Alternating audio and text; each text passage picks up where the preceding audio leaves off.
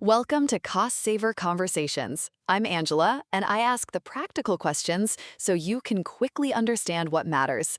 Today, I'm joined by Assad. Hi, Angela. We're unpacking UK Town Job Market Profiler, reading ONS labor data without getting burned in 2026 today, and tying it back to the wider cost saver ecosystem, including tools like UK Town Job Market Profiler, so you can turn insights into action quickly. Just a heads up before we dive in, we are your synthetic hosts. We are great with numbers, but as AI, we can sometimes be confidently wrong. Think of us as the digital versions of your most knowledgeable, slightly caffeinated friends. Exactly. Treat this chat as a smart estimate only, not as professional financial guidance. Always check important details with official sources or a qualified expert before making any big decisions. Welcome back to the Cost Saver podcast. Today, we are getting into something that, honestly, I think this affects more people than realize it: navigating the UK job market when you're thinking about moving towns, changing careers, all of that big life stuff. And Assad is here with me. Assad, how are you? I'm good, Angela. Yeah, really glad to dig into this one because it's one of those topics where I've watched people make genuinely expensive mistakes. Not because they're careless, but because the data sort of tricks you if you don't know what to look for. Tricks you. Okay, that's a strong start. So look, most of us, right, we hear the national unemployment figure on the news and think, well, that's the picture, 4% or whatever. Job done. Yeah, and that's the first trap, honestly. A UK-wide unemployment rate of 4% tells you almost nothing about whether your specific town in your specific sector is actually doing well or quietly hollowing out. It's too zoomed out. Like, if you're weighing up a job offer in Preston against one in Reading, national headlines aren't going to help you. You need local data. And the ONS, the Office for National Statistics, they publish remarkably detailed local stuff, but most people never touch it. Right. They go on gut feel instead, or Exactly. Gut feel, a chat with a mate, or some property portal's puffed up-and-coming blurb. And that's how expensive mistakes happen.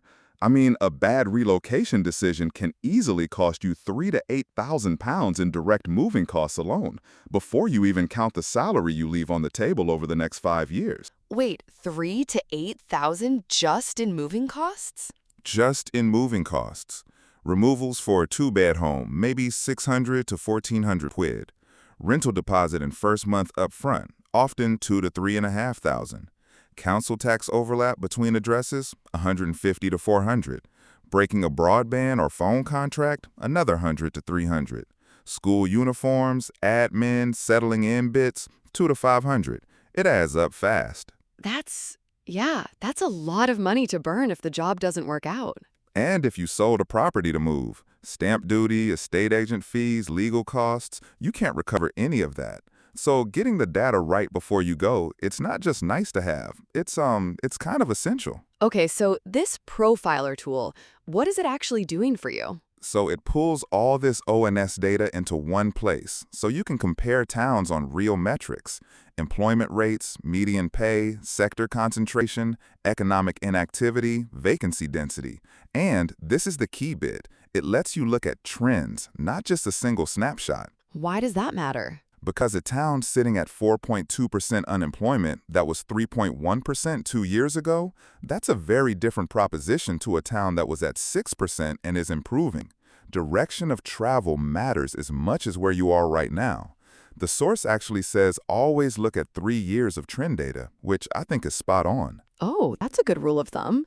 Okay, so before we get to the mistakes people make, and I know you've got a list, talk me through the actual ONS datasets. What are we looking at? Right, so there are a few core ones.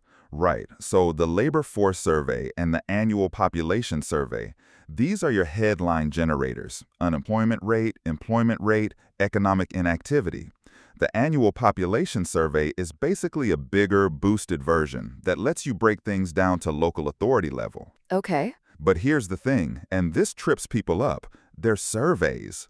At the level of Great Britain, the confidence intervals are tight, but at the level of, say, Stoke-on-Trent or Torbay, they widen considerably.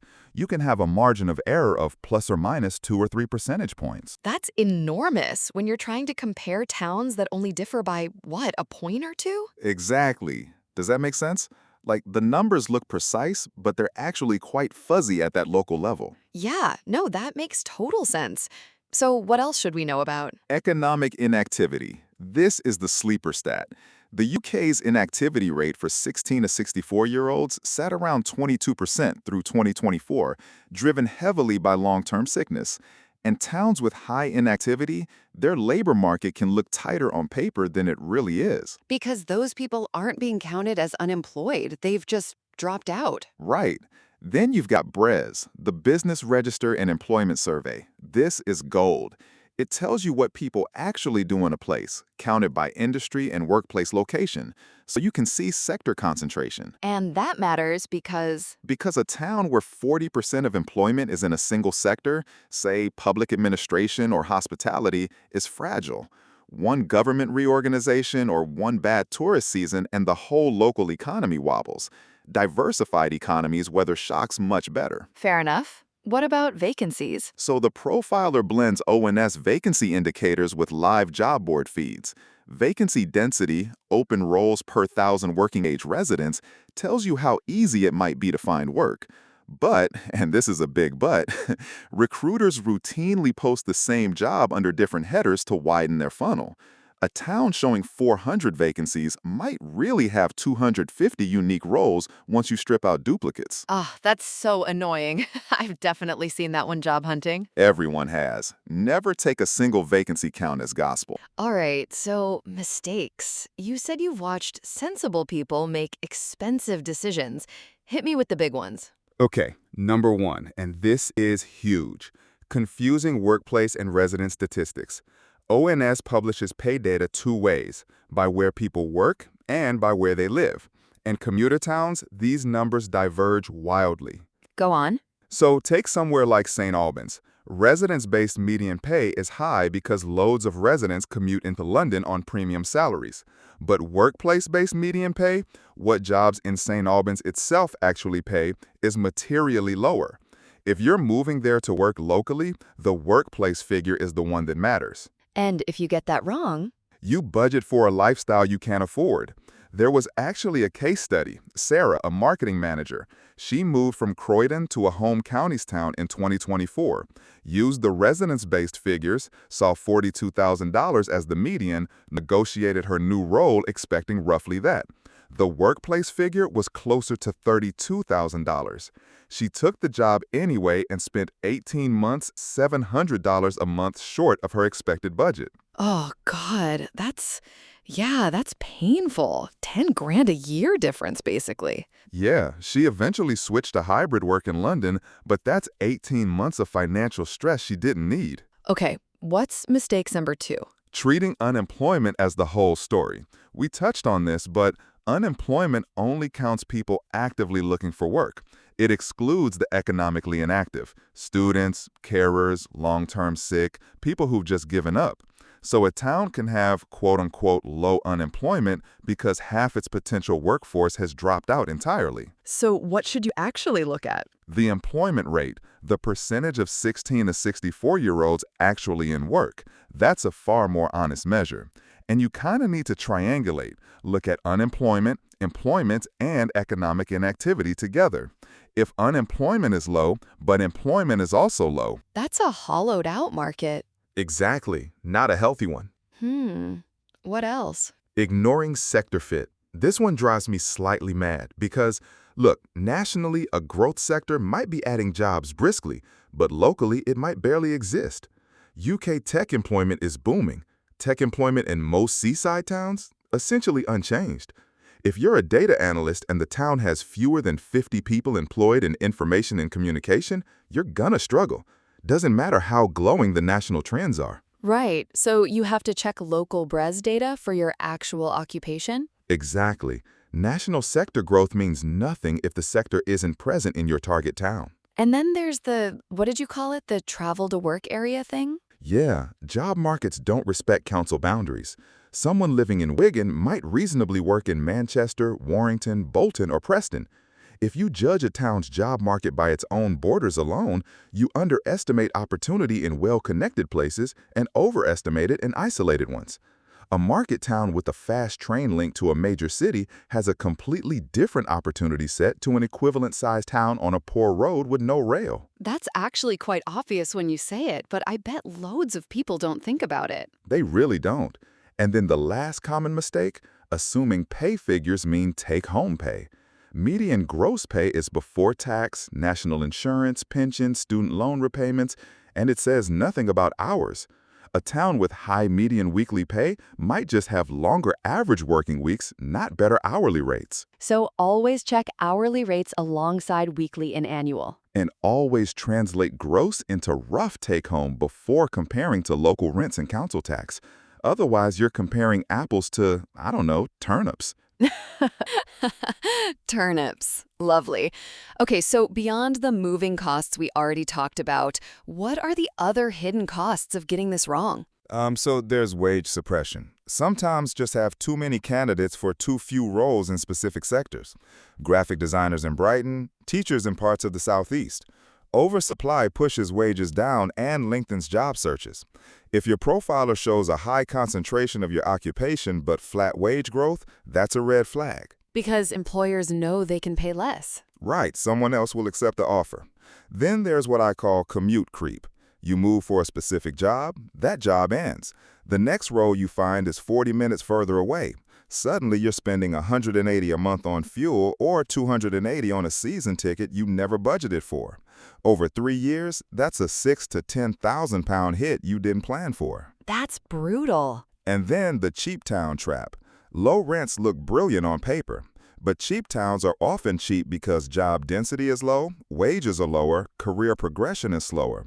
You save $300 a month on rent and lose $8,000 a year in salary growth over 5 years. That is not a bargain. Unless you're working remotely for a higher paying market, I suppose. Exactly. Or if the local sector genuinely has decent progression, but you have to verify that, not assume it. Okay, so enough doom and gloom. How do we actually use this thing properly? What's the process? Right, so I'd break it into 5 steps. First, and this sounds obvious but almost nobody does it, define your real question. Are you asking where will I find any work, or where will I find work in my specific occupation at my expected salary? Those are wildly different questions. Write it down in one sentence. Include your occupation, minimum acceptable salary, and commute tolerance. Okay, and then? Shortlist 5 to 8 towns, not 2, not 30. 5 to 8 gives you enough variety to spot patterns without drowning in numbers. And this is important. Include at least one town you think is the obvious answer, one that seems too cheap to be true, and one that's out of your comfort zone geographically. I like that. Keeps you honest. Then step 3, run the same metrics across all of them. Consistency matters. Employment rate, unemployment rate, economic inactivity, workplace-based median weekly pay, sector share for your occupation, vacancy density, median rent, council tax for Band D, journey time to the nearest major employment center, and trend direction over 3 years. Stick it all in a spreadsheet. Rank each town on each metric. And the winner is? Rarely the town that tops any single list. It's the one that scores consistently well across the board. The whole process takes roughly 2 to 3 hours of focused work, spread over a week or so. It's not a massive time commitment for a decision that'll affect years of your life. That's fair. And then you said something about cross-referencing with reality? Yeah, this is step 4. Data can be perfectly accurate and still mislead you if you don't understand the ground truth. So before committing, spend a working weekday in the town, not just a weekend. Walk the high street, count empty units, look at the local newspaper's job section, check local Facebook groups for the mood. It's the stuff you can't get from a spreadsheet. Oh, that's actually really smart. A weekday versus a weekend would give you such a different picture. Completely different. And then, step 5, stress test your assumptions. Ask yourself, What happens if my new employer folds within a year? Are there 3 or 4 other realistic employers who'd hire someone with my skills? If the answer is no, the risk is higher than the headline data suggests. And you had a specific warning about single employer towns, right? Yeah, if more than 15% of local employment sits with one firm, treat any move there as a fixed-term contract in your head, even if the offer is permanent. It's just the concentration risk is too high. That's a sobering way to think about it.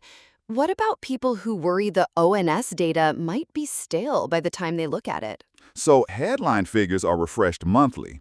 Detailed breakdowns are quarterly or annual. For a decision that's going to affect 5 years of your life, data from the last 6 months is more than fine. And actually, the ONS typically publishes its major annual regional labor market updates in spring and autumn. So if you're making a decision in the next few months, it might be worth waiting for the next release to sharpen your picture. And do you need to be a statistician to make sense of all this? No, not at all. If you can read a football league table, you can rank 10 towns on 10 metrics. The profiler does the fetching. You just compare rows. Oh, that's actually reassuring. Okay, anything specific about 2026 we should flag? Yeah, a few things. Long-term sickness inactivity is still elevated compared to pre-2020 levels, particularly in the Northeast and parts of Wales. Don't assume that normalizes quickly.